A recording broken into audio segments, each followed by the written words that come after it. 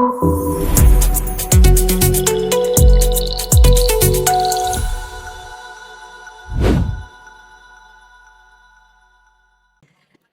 name's Neemat Sadiq, and I'm the CEO for Langdale Care Homes and also the founder and CEO for Care Apps.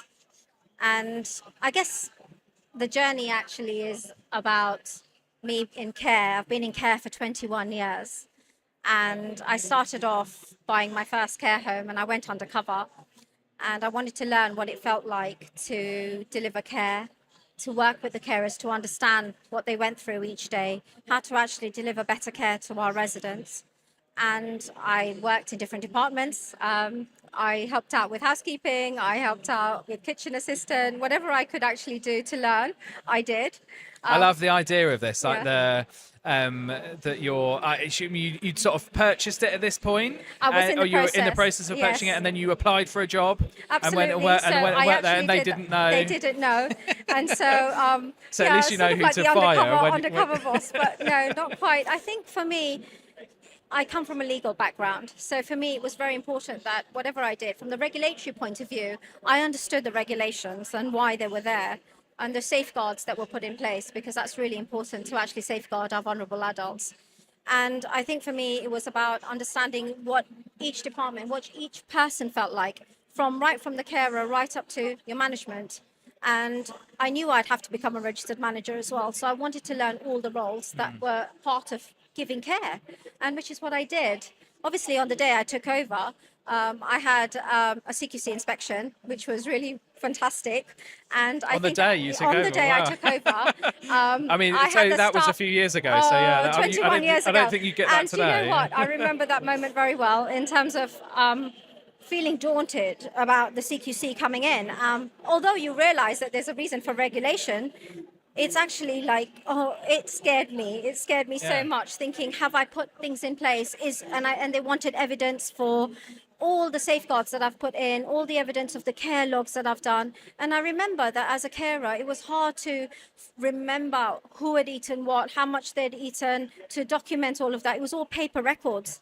I mean, till today, I believe there are still some paper records that do exist, Yeah. especially. It's about 20% of places still have it. Yeah, still have it. And I remember at that point thinking, I couldn't sleep at night. I used to think I have contractual obligations to the local authorities, to the ICBs. I have it to the Care Quality Commission, and what about my moral contractual obligations to the residents and also to my staff teams, and how hard it is to be able to showcase the type of care you give when somebody's coming in and taking just a snapshot of that care day, when everything decides to go pear-shaped on that day. Yeah. And you're thinking, my goodness me.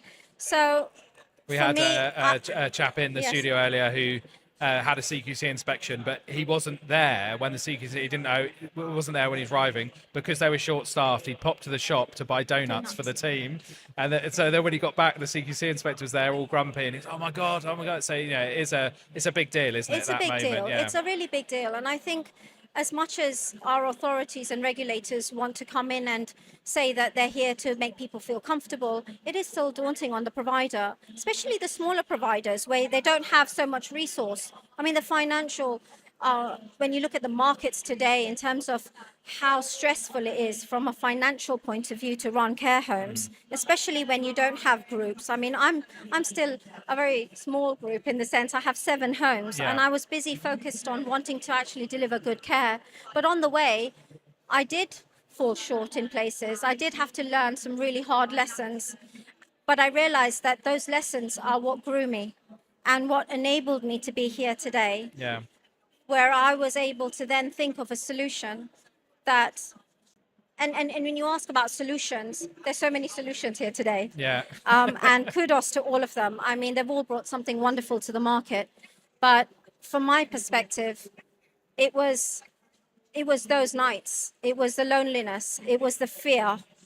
And I needed to remove that fear from providers. I needed to have a digital application that wasn't just something that stored like a digital filing cabinet. It wasn't just to store information, it was to act upon it. Yeah. Something that actually filled those gaps and communicated. Something that actually changed the way and prompted and guided our staff actually helped our staff.